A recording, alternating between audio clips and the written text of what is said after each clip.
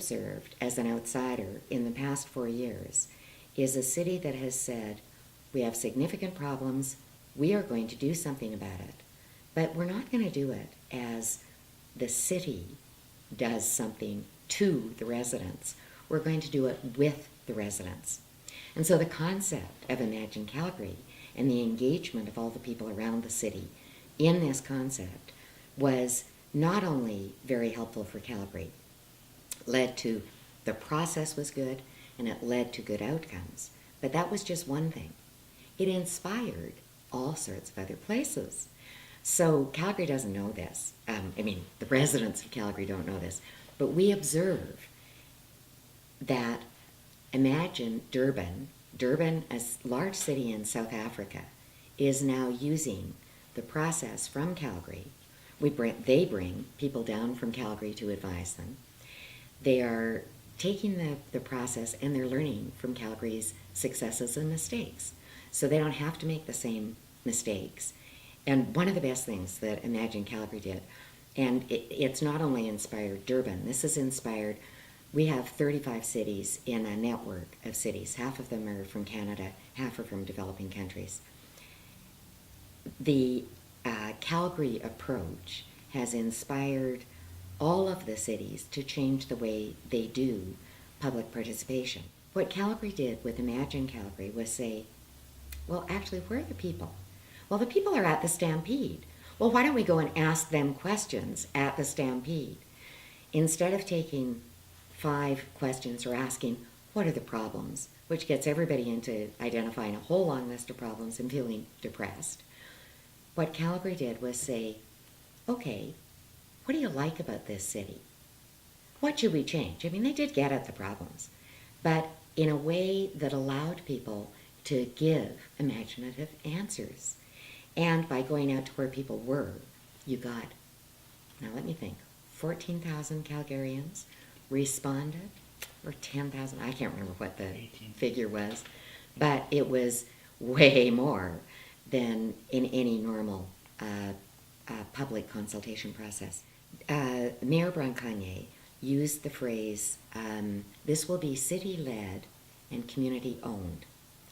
So now, 4 years later, I keep observing what's going on in Calgary because I talk about it all over the world.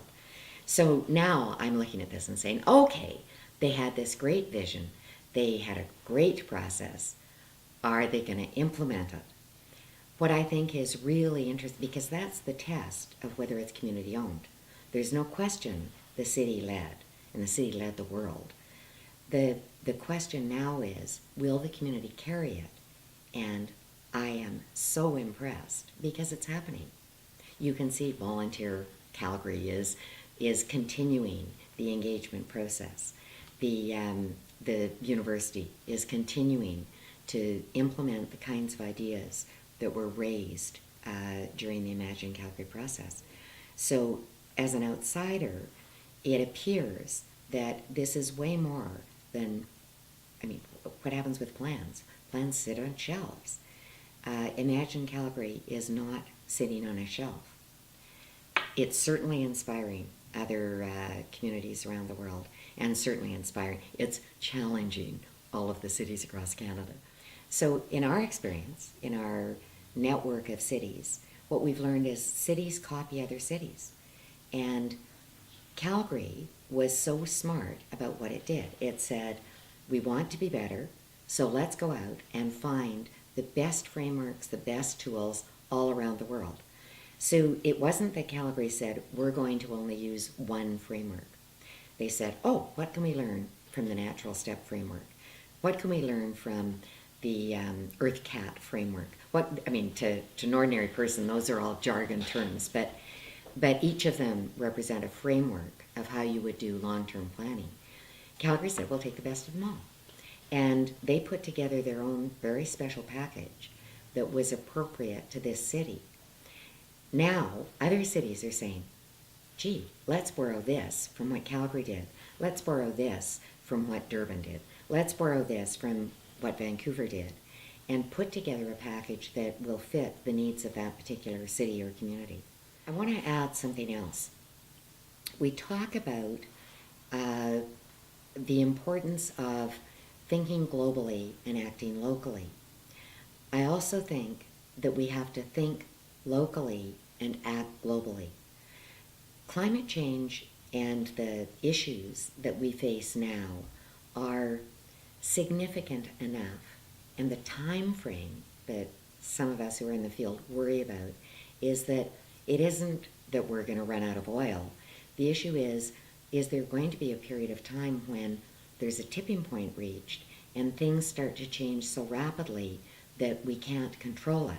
So we spend a lot of time in Iqaluit or in the north, and you see what's happening to the glaciers, or the fact that the ocean is open a lot earlier, or open at all. I grew up, right, between Edmonton and Calgary. Look at the Columbia ice fields. Where's the ice now? Way far away. It used to be right up at the road. When you see that, you start to worry. If we're going to act fast, we have to get the best ideas shared between cities so that they learn from one another really quickly. And Calgary has a responsibility, I think, to share your lessons with other cities around the world. So it's important to document what you've been doing, to keep track of what you've been doing, to be honest about what you've been doing.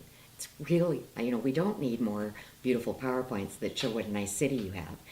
We need the real stuff, how difficult it was to convince particular community groups about certain issues, and how you overcame that.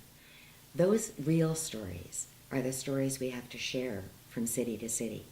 We need Calgary to come internationally and tell those real stories.